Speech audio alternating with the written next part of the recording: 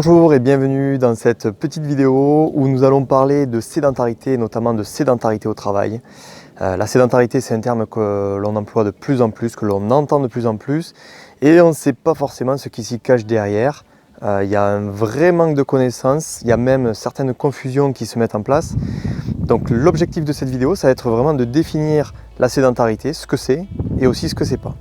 On va quand même commencer par ce que c'est. La sédentarité, c'est une situation durant laquelle, en position assise ou allongée, notre dépense énergétique est très faible. Ça paraît assez simple comme ça. Pour vous donner un petit exemple, vous prenez votre voiture le matin pour aller travailler. Pendant le laps de temps où vous conduisez, vous êtes sédentaire. Vous vous asseyez sur votre chaise derrière votre ordinateur et vous travaillez pendant 7 heures derrière votre ordinateur. Pendant ces 7 heures, vous êtes sédentaire. C'est bien une situation, c'est bien un laps de temps. Il peut y avoir des jours où vous êtes très sédentaire, très exposé, et des jours où vous n'êtes pas du tout sédentaire. Il y a une vraie confusion qui s'installe entre la sédentarité et l'inactivité physique. S'il existe deux termes, c'est bien qu'il y a une différence. La sédentarité, je le répète, je suis assis ou allongé et je dépense très peu d'énergie. L'inactivité physique, c'est bien un niveau insuffisant d'activité physique.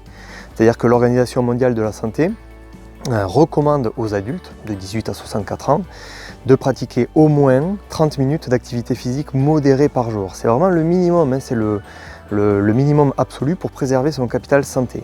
Une activité physique modérée, c'est par exemple une marche un petit peu dynamique. Voilà, donc vous voyez que sur une journée, 30 minutes d'activité physique modérée, c'est largement accessible à tout le monde. Voilà, et lorsqu'on a compris ça, on peut également comprendre qu'une personne qui est très active physiquement, un marathonien par exemple, qui va venir le matin en vélo, qui va aller faire sa séance de course à pied entre midi et 2, qui va rentrer le soir en vélo, cette personne elle est très active, mais elle est également, comme ses collègues, si elle est assise derrière un ordinateur toute la journée, comme ses collègues, elle va être sédentaire pendant 5, 6, 7, 8 heures. On peut donc être très actif et sédentaire. Et l'un ne compense pas intégralement l'autre. Alors évidemment, le fait d'être actif physiquement va largement limiter les effets sur la santé, notamment sur les effets à long terme, mais ça ne compensera jamais intégralement l'exposition aux situations sédentaires.